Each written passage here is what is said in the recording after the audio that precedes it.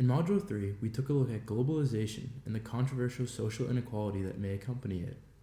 Our first source was the story of Saja and Anita from the novel Max Havelaar by Edward Dowis Dekker, which depicted the oppression and exploitation Saja and his loved ones faced from Dutch authorities. Although Dekker acknowledges this story may have been dramatized and partially made up, the point of the story is to put a name and a story to events that were actually transpiring during the mid-1800s so that Europeans may have sympathy for natives they were exploiting.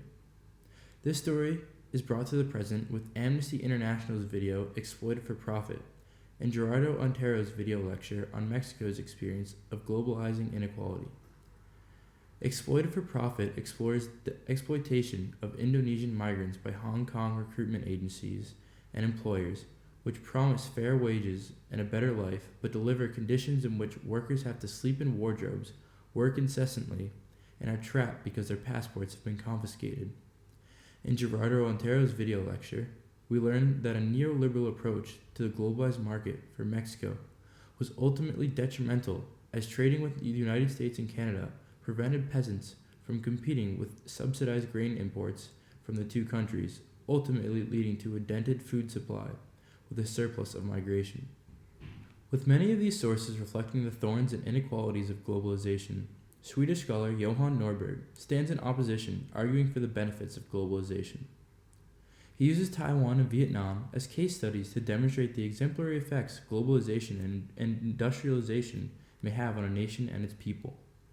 Norberg believes globalization can lead to more economic opportunities for individuals and with it the seeds of democracy. He also believes sweatshops do not deserve the negative reputation they so often get, as they are the foundation of a lot of industrialization. I partially agree with Norberg's notion that sweatshops, or cheap labor jobs, have been present in the rise of many great nations. Take for example the textile mills of the United States, or the use of child labor in Victorian-era England. However, what Norberg fails to acknowledge in his case study is why places like these have succeeded at the hand of sweatshops, that being management and regulation.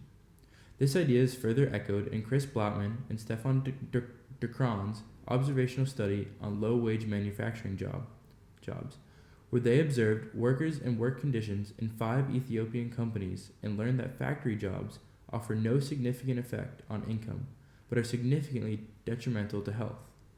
Acknowledging that there are many benefits of globalization, Blattman and de Kraan's recommendation to mitigate this health issue is to regulate industries in developing countries more heavily. The same conclusion is made in Amnesty International's video Exploited for Profit. Overall, I think globalization is essential for us to progress as a human race. However, I think we must be conscious and preventative of social inequalities that may accompany it by implementing policies that keep factories, employers, and agencies in check and in line. In addressing the latter half of the prompt, observing social differences between the United States and the United Kingdom, where my internship is located, I've realized the United Kingdom is a lot more progressive than I originally anticipated. For starters, their labor hours are much more regimented than ours in the States, with a strict cap of 48 hours per week for most places.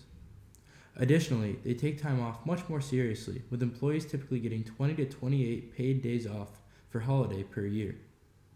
Their retirement program is similar to ours, as they operate with a welfare system, but they certainly have us beat in healthcare, as the United Kingdom has a universal healthcare system that is not means tested.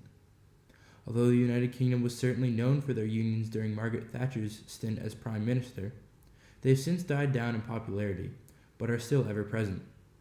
In talking with a coworker over lunch this past week, I learned in general the United Kingdom's political system generally stands more liberal on issues when compared to that of the United States. And perhaps most astoundingly, the United Kingdom's most expensive universities are only £9,000 per year. Additionally, in talking with my coworker about gender equality, he recognized that it was much better than it has been in the past, but still could use improvement. Perhaps this was a humble take on the matter, as the Commissioner of the Metropolitan Police Service, the Commissioner of the London Fire Brigade, the Bishop of London, the Chief Medical Officer of London, along with the most recent Prime Minister, have all been women. Although this does not mean gender equality has been reached, it certainly puts a much better perspective on where the United States stands on gender equality.